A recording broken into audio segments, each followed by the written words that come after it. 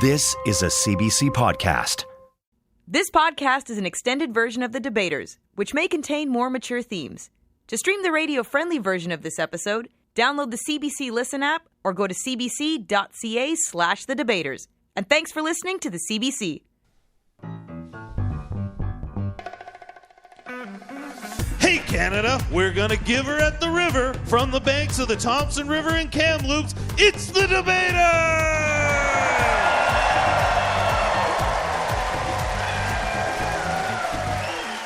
The Debaters, where comedians fight with facts and funny, and this audience picks the winner. Now here's a man who's always live streaming, Steve Patterson. Hey, hello Canada. Welcome back to the Debaters. We're here in Kamloops, BC, a city that is never short on things to do. That's not a joke. Every year, this town hosts the Kamloops Cowboy Festival, which features cowboys from all over.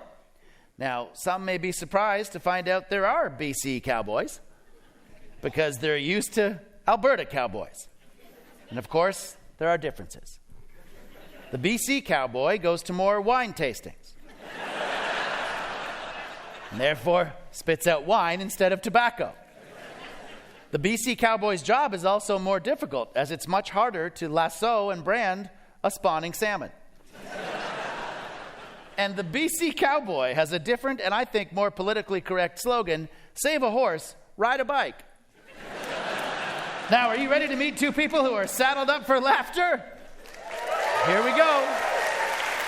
This comic barely escaped alive after mistakenly entering a cannibal's dispensary. It's Sterling Scott. Sterling Scott, there he is, waving hello as he crosses the stage to my right. And this comic can handle any butterfly emergency thanks to her training in chrysalis management. It's Erica Sigurdsson. Erica Sigurdsson. There she is. This topic is a perfect one for CBC listeners both here and across the country. Should we always correct other people's grammar and spelling? This is very close to home for us on this show. Sometimes listeners will correct our grammar use on the show, but they can never correct our spelling. This script is full of spelling errors. Script is spelled with 2 S's and a K. Maybe we should have run this through Spell Check. Anyway, this one's sure to put a spell on you. So, whereas it helps with clearer communication, be it resolved, we should always correct other people's spelling and grammar. Erica, you are arguing for this, please. You have 2 minutes, starting now. Thank you. What harm really comes from correcting someone's grammar online? They unfriend you on Facebook? Perfect. I don't mind losing a few friends, especially ones that spell losing, loosing. Do I feel smug when I leave a little asterisk under someone's Facebook post correcting Y-O-U-R to Y-O-U''R? Of course I do, because it proves I'm just a bit better than them.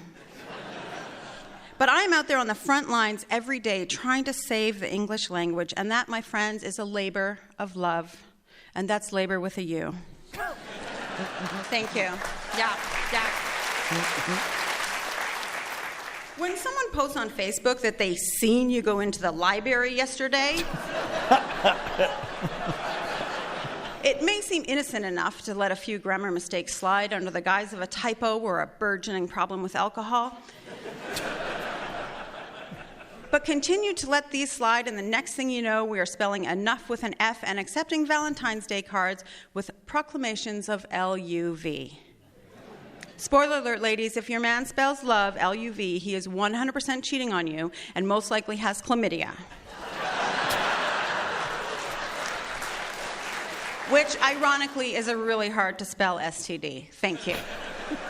Erica Sigurdsson is all for correcting spelling and grammar of other people all the time. She's not afraid to lose friends who can't spell. Now, to tell us that correcting people's grammar and spelling is incorrect, it's the well-studied Sterling Scott. First off, if we're talking about grammar, it's had chlamydia, not has chlamydia.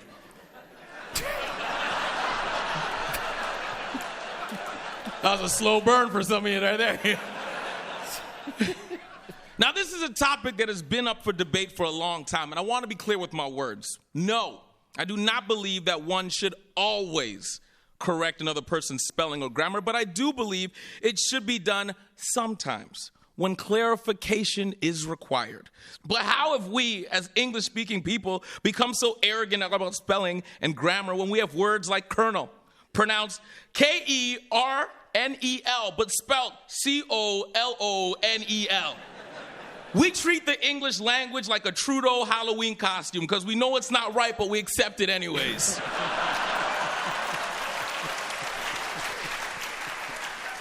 And let's be honest, most of the time that people want to correct each other is not because they don't understand or need clarification on the message, but because they are pretentious and petty with a misguided sense of intellect that is used to undermine an individual or group so as to make yourself feel better about your miserable lives.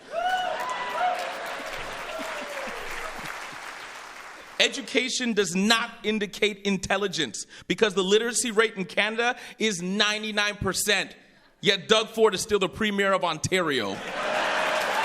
Sterling Scott, ladies and gentlemen, with some great points on why you shouldn't correct spelling all the time, but only when necessary, when it needs clarification. And it was a good correction right out of the gate. As had chlamydia, not has chlamydia, which he then described as a slow burn. So I think we're all on the same page now. It's time now for the bare knuckle round. We're debating whether you should correct people's spelling and grammar, so read my ellipses. Try to give your opponent compound fractures.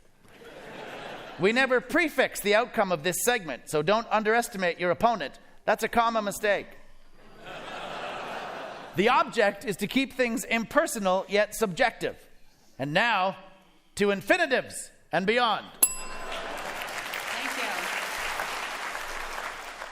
Now, you see, Erica, you say you want to protect our sweet, sweet English language. What's so sweet about a language that has so many conflicting rules? There are a lot of rules to the English language, but there's also a lot of rules to driving. You just learn them and you move on. Yeah, you obviously haven't been to Montreal. Is it wrong when you see someone making a mistake online? And also online, that's the only time on Facebook you can win an argument. People go back and forth, and finally you're just like, apostrophe R, idiot. And then you move on. You said that you want us all to join you and the grammar police. Like, are you serious? I don't know if you guys at home can see what's happening right now, but a blonde-haired white woman is telling a young black man to join the grammar police.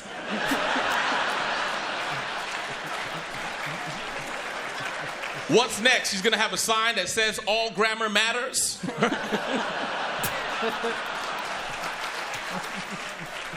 Well, I think this is one of the times you just leave it for the editors to deal with.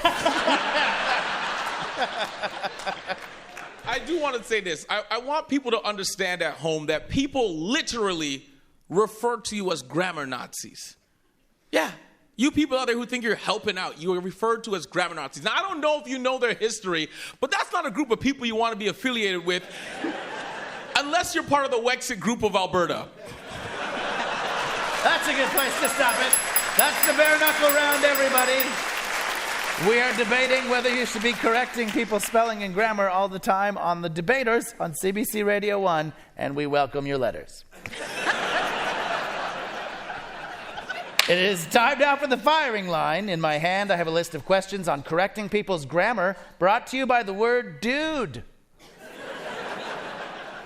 Dude. Pronouns before pronouns, brah.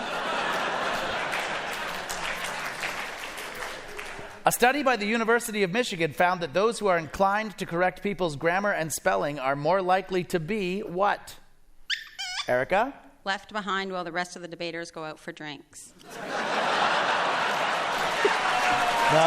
that's not true. Erica's having a real moment here. This is a real fear of Erica's. The actual answer was introverted. So, doesn't matter if we invite you out or not, Erica.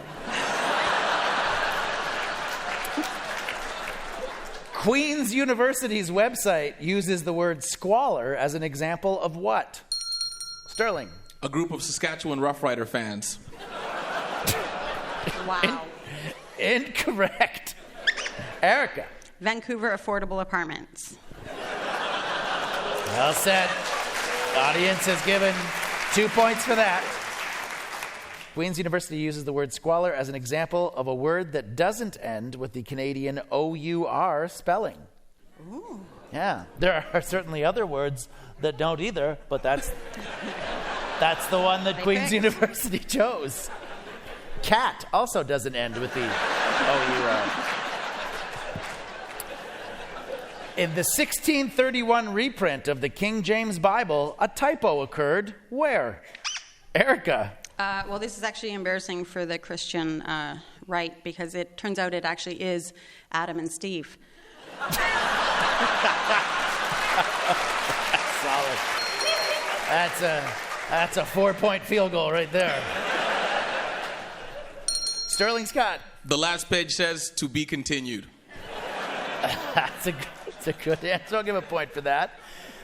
In the 1631 reprint of the King James Bible, the typo occurred here. In the 10 Commandments, it said, "Thou shalt commit adultery."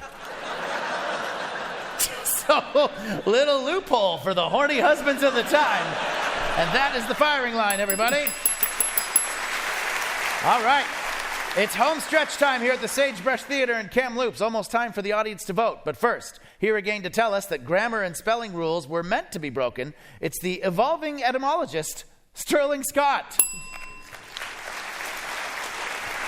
All right. Listen, people. Communication is about one thing. That's understanding each other. That's it.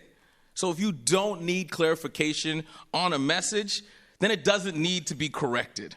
Look, this is how deep it got. The University of Michigan did a study on people who felt the need to correct grammar and spelling or who were irritated, found that these individuals were the least open-minded and had the least agreeable personalities, which up until recently was only useful as a co-host on Hockey Night in Canada.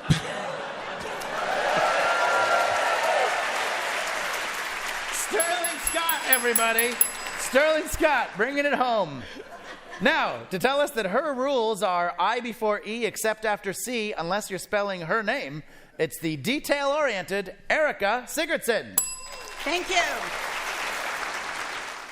Shouldn't we learn from some of the travesties of the language that came out of English? The English got lazy and decided to call HP sauce brown sauce, which is so weird because brown is definitely harder to spell than HP.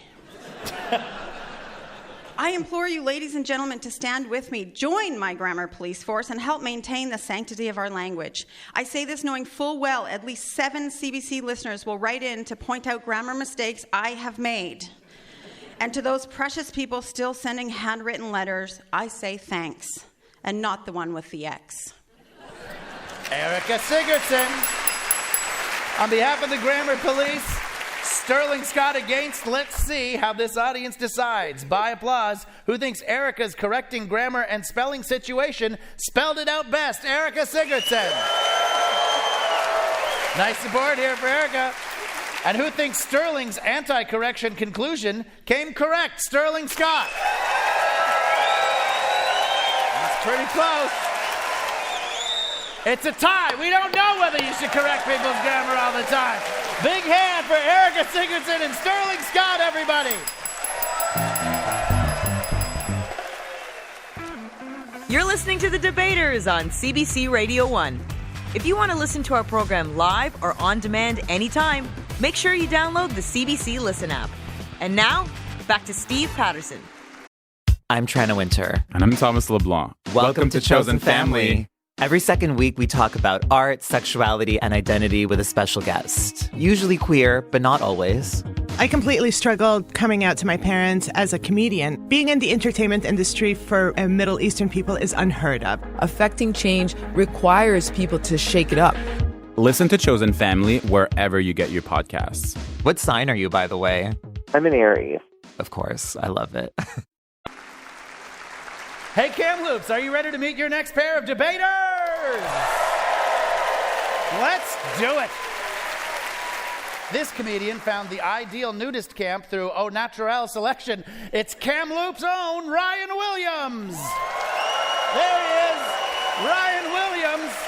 His first time on the Debaters. He looks very excited as he strides confidently to my right. And this comedian's glow-in-the-dark sneakers make him light on his feet. It's one of our favorites, Tim Nutt. Tim Nutt, there he comes. Taking his place to my left.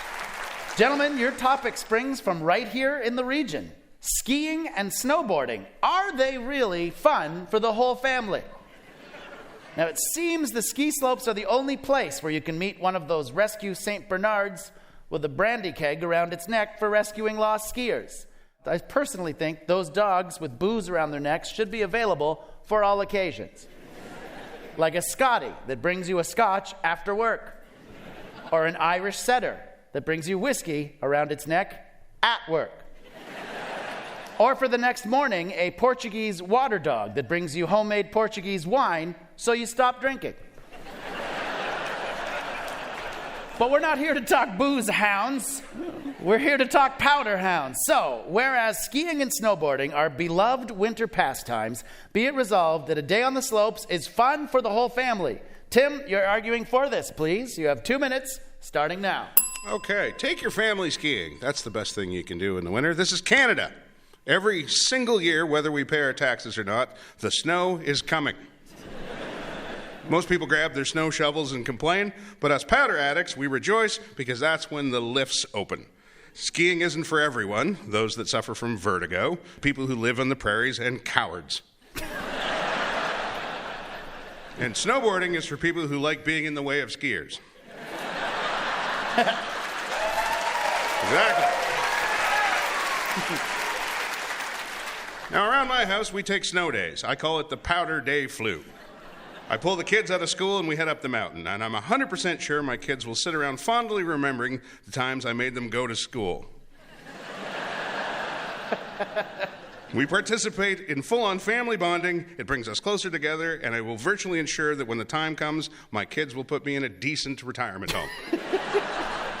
You got a problem, child? We all know parenting's tough. You can't hit your kids anymore. But you can take them down a double black diamond. Let the mountain hit them. And what are you going to do in Canada in the wintertime besides go skiing or snowboarding? Hide in your house? Join a separatist party? Real life in the flatlands is far too safe. Everywhere there are bubble wrap kids living in their safe, boring lives. I say it's never too early to introduce the specter of real and present danger. Remember, people, it's never too early to get your children to fear Australian lift operators and trees. Thank you. Tim Nutt. Tim Nutt says he should hit the slopes with the family. Thank you, Tim. Now, to tell us why he says nope to the slopes, it's anti-alpine Ryan Williams. Oh no! An avalanche of debt. Yeah, day at the slopes is fun for the whole family except the parents paying for it. Maybe in the good old days when Tim was a boy and skis and chairlifts were still made of wood.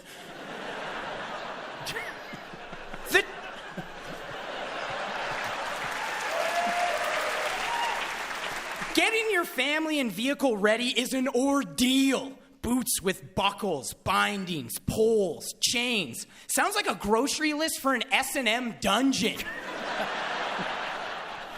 Which would be cheaper and gentler on your backside than falling on your butt skiing. True story. While at Sun Peaks, I landed a spread eagle atomic butt drop on a snow-covered boulder. Then, up the hill at Thompson Rivers University, I had to sit on one of those pregnant lady donut pillows for 2 weeks in classes.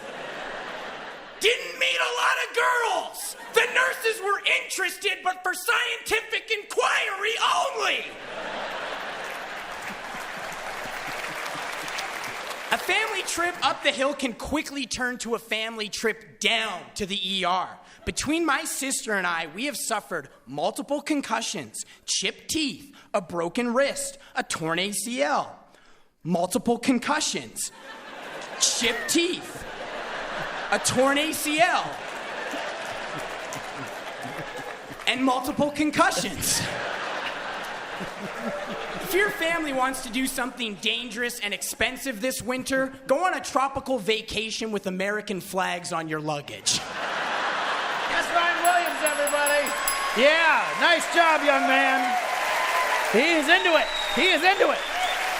His first ever opening argument for us, and it was a doozy.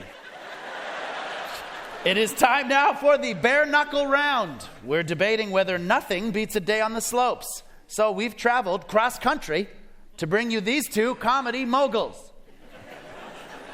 Debaters, come up with a joke that's a black diamond in the rough as you wax poetically and make your opponent take a powder. This is your chance to freestyle, but it's no time to let up on the pressure. On your telemark, get set. It's all downhill from here. The concussion thing explains a lot. I think what you were trying to say is my family is bad at skiing. And I know this is probably a Vancouver thing, and so you're talking to me about expenses. And I can take my children skiing because I don't live in a basement suite in Vancouver. And from that context, it seems like a 12-inch subway is probably a big expense in your world. If you add bacon, I'm done. Tim earlier said it is a fun way to hurt your child, to take them on a double black diamond on moguls. That is not cool at all. I don't know if I brought this up, but I have suffered multiple concussions. Yeah. You did bring that up, yes. And I believe they might be affecting me in life. I certainly can't rebut that. We'll leave it there. That's the bare knuckle round. We're debating whether a day on the slopes is fun for the whole family on CBC Radio 1 on the Debaters, or maybe you're listening on satellite radio, or maybe on the app. It's time now for the firing line. In my hand, I have a list of questions on spending a day on the slopes, brought to you by Swiss Chalet. Swiss Chalet, the alpine experience for those too chicken to ski. What was the name Sherman Pope originally gave to his invention, the snowboard? Ryan. Snowboard.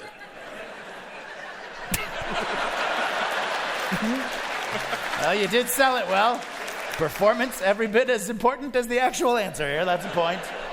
Tim. The unemployminator. That's a good answer. 2 points for that. The actual answer is the snurfer. I think Sherman Pope was Dr. Seuss. According to skicanada.org, people involved in tech, sales, and teaching make up the bulk of skiers, while what employment group makes up the bulk of snowboarders? Tim. Ex-cons and roofers.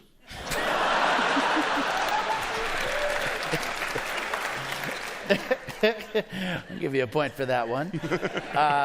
It's unskilled labor makes up the bulk of snowboarders. We are not calling roofers unskilled. You gotta have some skills. You gotta stay They fall up. off and get concussions. I've actually had multiple concussions. That's why you bring that up. Yeah. The shot ski, a device that enables 4 people to do a shot together off a ski, is known as what in Norway? Tim. Breakfast. Good answer. 1 point for that. Ryan Williams. A brief escape from some misery. Okay. All right. The performance gets you 1.5 points. It's actually called the Schnapski because it's traditionally done with schnapps. That's the firing line, everybody. It is almost time for our Kamloops Theater audience to pick a winner. But first, here again to tell us that he isn't chill with the snowy hill, it's anti-altitude arguer Ryan Williams. I would like to say sure. My opponent thinks a day on the slopes is fun family times. Maybe I'm just jealous because he's twice my age and has double the working knees that I do. Maybe you can have a fun day on the slopes. Then what? You have a family of addicts. Your kids get hooked on fresh powder. The addiction to fresh pow pow will have them acting insane. Oh, there's been a blizzard, 30 cms of snow. The roads are treacherous. Let's drive up a mountain. Take this from me as a former powder addict. Let me put it in terms your children may be speaking. I used to shred the gnar. I was a two-planker on Twin Tips. My backcountry lines were so sick. BC has the best skiing and boarding, so I'm trapped. Us bombers, so whack. There's a better way to have your children avoid the prairies their whole lives. Thank you so much. Ryan Williams with a spirited closing argument against a day on the slopes. Most of our listeners will need some sort of thesaurus for that final argument. Now, here again to tell us that you're a dope if you don't love the slopes, it's certified ski bum Tim Nutt. Thank you. Being outside in the fresh air, that sounds nice, doesn't it? Add a little danger and high speed, awesome. Raising kids today is a little rough. We live in a world filled with distractions and screens, and I see the kids wandering the streets like zombies, tethered to their doodads and whatnots. And in my house, that's simply a summer thing. Once the white stuff is on the ground, the nut house is on the move. We get bundled up, load up the skis, and head to the hills every chance we get. We're outside and charging hard, and that's the way we roll. And if anybody wonders if this is a good thing, my two daughters are back here, and they wanted to come see me kick this kid's ass doing this. You want to come out? Oh, here come the Nut Girls. Here's Both Tim's my daughters. skiers. Lovely. Go away. And he just shooed them away, but they are here. Yeah. I'll verify that for the listening audience at home. His daughters were really here. Those are not paid actors. Hello, girls. That's it? Yeah, that's it. Thank you, Tim Nutt. Fun on the slopes for the whole family, and Tim brought the whole family here. There you have it, Kamloops. It is up to you to pick a winner. By applause, who thinks that Tim's ski and snowboard sentences sold it the best? Tim Nutt. A lot of love here for Timmy. And who thinks Ryan's anti-ski trail railing sailed in this one? Ryan Williams. Whoa! Well, no need for a recount on that one. The audience has spoken. They do not think a day on the slopes is fun for the whole family. The winner is Kamloops' own Ryan Williams. Big hand for Ryan Williams and the one and only Tim Nutt, everyone. Well, that's all for this week. I'm Steve Patterson saying when it comes to hitting the slopes this winter, be careful. Sometimes the slopes hit back. I'll argue with you again soon, Canada. Good night.